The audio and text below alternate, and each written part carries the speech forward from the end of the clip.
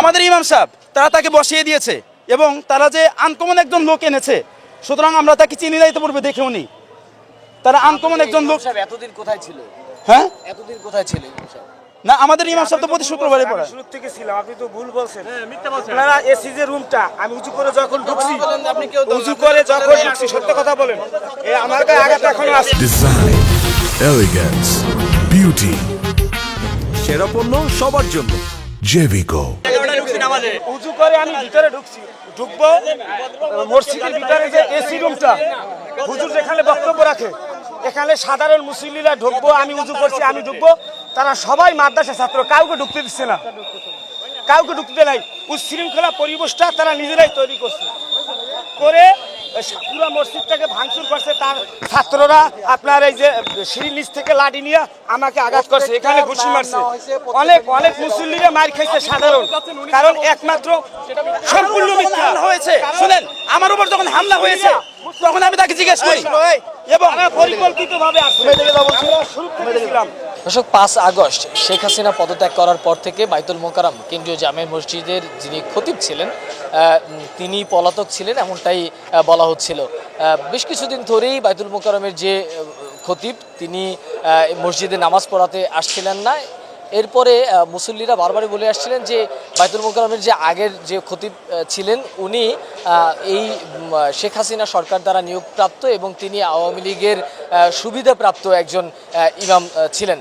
এরপর থেকে কিন্তু তাকে আসলে এই বাইতুল মোকাররমে প্রবেশ করতে দেয়া হয়নি এবং তিনিও আসেননি। কিন্তু আজকে পরিবেশটা ঘটেছে একটু ভিন্ন। আসলে বাইতুল মোকাররমের কেন্দ্রীয় জামে মসজিদের সামনে একটি উত্তপ্ত পরিবেশ তৈরি হয় এবং বাইতুল মোকাররমের যে সাবেক যে যিনি ইমাম, অর্থাৎ সাবেক বলতে 5 আগস্ট পর্যন্ত যিনি ইমামের দায়িত্ব পালন করেছেন, তিনি হঠাৎ করেই তার লোকজন নিয়ে মসজিদে আজকে শুক্রবার জুমার নামাজ পড়াতে আসেন এবং তিনি যখন আসেন সেটি আসলে সাধারণ মুসল্লিরা বিষয়টি কোনোভাবেই মেনে নিতে পারেননি। সাধারণ মুসল্লিরা প্রতিবাদ করেন, তখনই কিন্তু আসলে মসজিদের ভিতরে একটি উত্তপ্ত পরিবেশ তৈরি হয় এবং বাইতুল মোকাররমের মসজিদের যিনি সাবেক যিনি ইমাম তিনি যে লোকজনগুলো নিয়ে আসেন তারা সবাই মিলে এখানকার সাধারণ মুসল্লি তাদের উপরে হামলা চালান এবং মসজিদের বিভিন্ন আসবাবপত্র ভাঙচুর করেন, এমনটাই অভিযোগ করছিলেন এখানকার যারা সাধারণ মুসল্লিরা।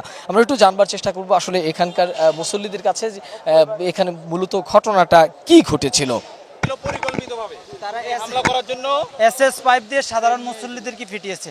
তারা গোপালগঞ্জ থেকে এসেছে, আমরা শুনতে পারেছি। এখন এই দালাল রুহুল আমিনের নেতৃত্বে আমরা সাধারণ মুসল্লি আমরা নামাজ পড়তে আসছি এখানে।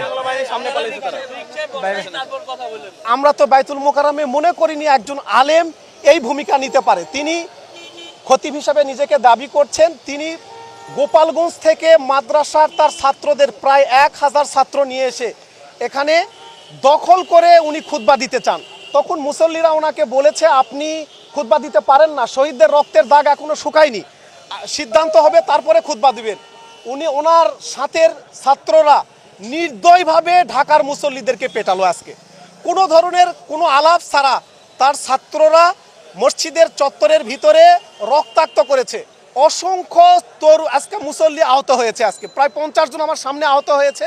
তারা জুতার বক্স, রড এবং পাইপ দিয়ে তারা গ্লাস ভেঙেছে, গ্লাস দিয়ে হত্যার উদ্দেশ্যে হামলা করেছে, আহত করেছে সবাই আজকে। তো আমরা সরকারের কাছে আহ্বান জানাই, ফাঁসিবাদের দূষররা বাংলাদেশের বিভিন্ন স্থাপনা থেকে বিভিন্ন প্রতিষ্ঠান থেকে স্বেচ্ছায় পদত্যাগ করছে, আর একজন আলিম তার ছাত্রদেরকে নিয়ে এসে জাতীয় মসজিদে রক্ত ঝরালো।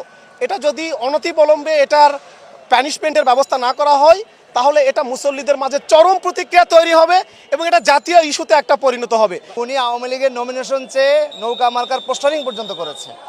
সেই লোকটা আজকে উনি যখন এই সরকারের পট পরিবর্তন হলো, যেটা করলেন তিনি পালিয়ে চলে গেলেন। তাহলে একজন খতিব তিনি যদি এই অবস্থা পালিয়ে চলে যান, তার মানে সে ফ্যাসিবাদের দোসর।